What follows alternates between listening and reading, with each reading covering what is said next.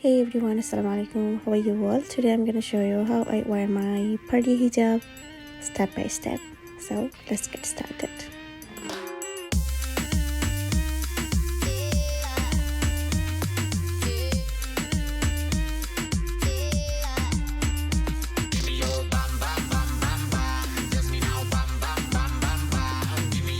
Now I'm taking the smaller part and secure top of my head.